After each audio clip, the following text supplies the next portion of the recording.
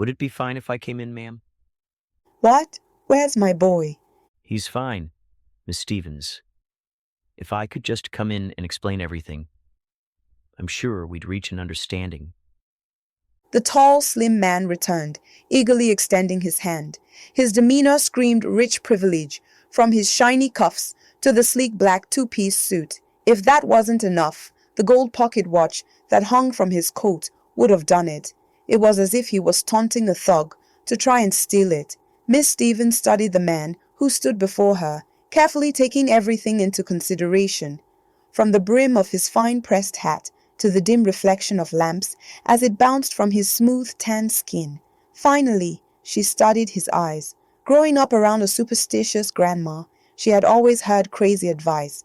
But if one thing her granny told her stuck, it would be her most prominent line. You can always see what lies in their soul. God, the devil, or worse. After seeing the hesitant moment, the man spoke up. Where are my manners? Von Horn, Sammy Von Horn, that is. What? My name, ma'am, is Sammy. He spoke with his hand still outstretched, yet using his other to remove his hat as he pressed it to his chest. She wasn't listening too hard, as most of her engine was spent in his eyes. She had met many evil men, and many more who pretended they weren't. Hell, it had been years since her husband had died. While every bone in her body told her to close this door, her heart knew this man was the only one who knew where her son was. It had been hours since he told her he was heading out. Where's my boy? She spoke firmly. Sammy returned his hat to its resting place as he pulled his other hand back in. We found him after he had gotten roughed up, a couple of scrapes, a couple of scratches. He couldn't get much farther, so he sent us here to find you, Mom. Miss Stevens thought long and hard about what the man was saying, and worries about her son had also already been flooding her mind. What if he was really hurt? Or worse, what if this man? She had to shut those thoughts out if she wanted to think rationally. The man that was with him, his father, is he all right? She spoke calmly. After a moment, Sammy spoke up. When we got there, he was leaving to find help. Terror slammed into Miss Stevens, as if it were the first time her husband had hit her. My husband's been dead for years, she spoke, trembling, and just barely getting the words out. Sammy groaned as he massaged his temples. Details are so hard to remember, you know. He replied, his anger now apparent. He slammed a fist, busting the lamp that shone above him. From this, Miss Stevens lost her balance and fell backwards, watching in horror as the tall man stood just outside her doorway, staring back at her, lit only by the light shone from within her home.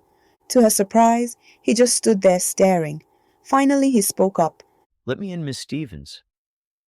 Your little boy's dead, but it doesn't have to end this way. Too scared to stand, she just yelled back from the floor. What did you do to him? You monster! Hearing this, he simply smiled and said, Well, I ate him, of course. You feed that boy well, don't you? His now visibly sharp canine on display. Now, Miss Stevens, are we going to do this the easy way or the way more painful way? An old story her grandma would tell her popped into her mind. Stories of a creature that lurked in the night, damned by life itself. A creature so cursed that not even it may feel the blessed warmth of daylight. A vampire. She struggled to find courage, but managed to stand. She slowly made her way to the door as she spoke. Hey, Sammy, can I ask you something? Have you wised up, ma'am? Looking the beast in its eyes, she spoke coldly. Would God even look you in the eyes, knowing what you became? You! He yelled out. She didn't care for a rebuttal. She clutched the handle of her door as she slammed it shut. She would be damned if she died at the hands of the dead. She made her way to the landline, pulling out her old phone book. If she were going to take on vampires, or at least try, she would need some help.